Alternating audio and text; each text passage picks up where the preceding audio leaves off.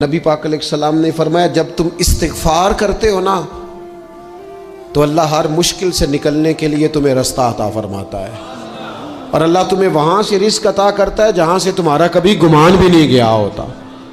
کبھی نہ توجہ کریں، جب پوری طرح ٹوٹ جائیں نا پھر توجہ کریں رب کی جانب، جب پوری کوشش کریں کام نہ ہو تو پھر بیٹھ جائیں اپنے مالک کی بارگاہ میں، مالک اسباب جمع کر لیے اب تو مدد فرما۔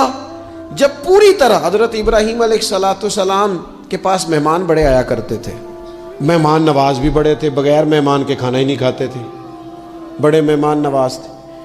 تو قحط پڑ گیا مصر میں، غلہ ہی نہیں ملتا۔ حضرت ابراہیم کا ایک دوست تھا، آپ فلسطین میں تھے، وہ مصر میں تھا۔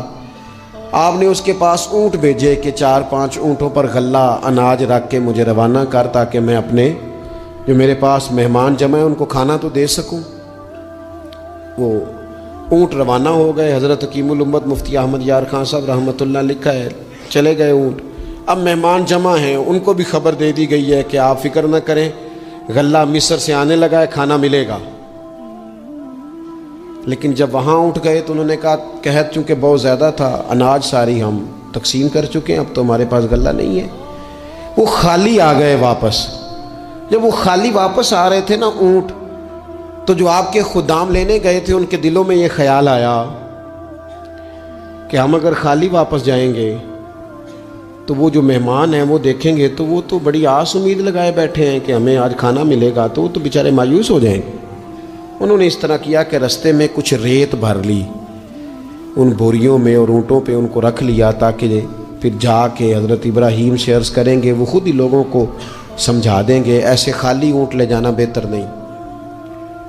حضرت حکیم الامت رحمۃ اللہ علیہ لکھتے کہ حضرت ابراہیم علیہ السلام آرام فرما تھے، خدام نے جا کے اندر جہاں وہ سامان رکھا جاتا تھا وہاں ریت سے بھرے ہوئے بوریے رکھ دیے، وہ چلے گئے۔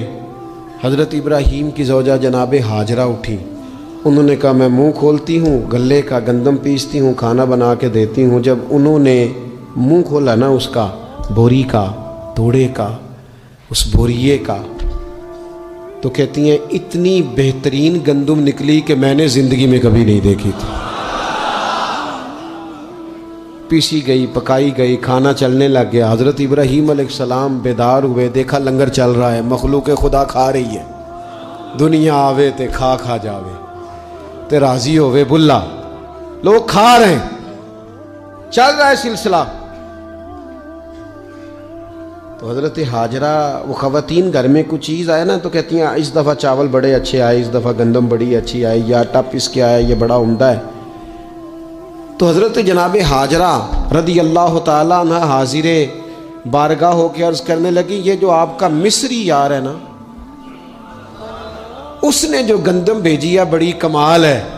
تو حضرت ابراہیم تو جانتے تھے بات کو، فرمانے لگے یہ میرے مصری یار نے نہیں بھیجی، یہ میرے عرشی یار نے بھیجی ہے، یہ عرشی یار نے بھیجی ہے۔ اور وہ جب بھیجتا ہے تو کمال بھیجتا ہے، وہ جب عطا کرتا ہے تو بے حساب ہی عطا کرتا ہے۔ او میرے دوستو، امت کو ضرورت ہے اس وقت دست غیب کی۔ پاکستان کبھی نہ بنتا اگر اللہ تعالیٰ کی غیبی طاقتیں مدد نہ فرماتی۔ پاکستان کبھی نہ بچے گا اگر خدا کی مدد شامل حال نہ ہوگی۔ ہمیں اجتماعی طور پر رجوع اللہ کرنا ہے۔ ہمارے جتنی انفرادی مشکلات ہیں، ہم کسی تکلیف میں، دکھ میں مبتلا ہیں، اللہ کی طرف رجوع کریں، اپنے رب کی بارگاہ کی طرف رجوع کریں، اور جو ہمارے اجتماعی مسائل ہیں ان میں بھی اللہ کی بارگاہ کی طرف رجوع کریں۔ جب ہم یہ رجوع کریں گے مالک کے حضور تو پھر اللہ ہمارے لیے راستے واضح فرمائے گا۔ یہ رجوع کس طرح کیا جائے؟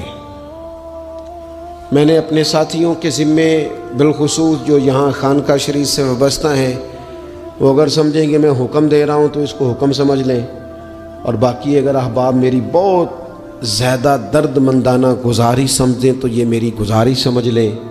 5 وقتہ نماز کے ساتھ کچھ تھوڑی سی عبادت رات کی ضرور شروع فرمائیں۔ 2 رکعت ہو جائے لیکن رات کو تنہائی میں اپنے رب کی بارگاہ میں عبادت کے لیے ضرور حاضر۔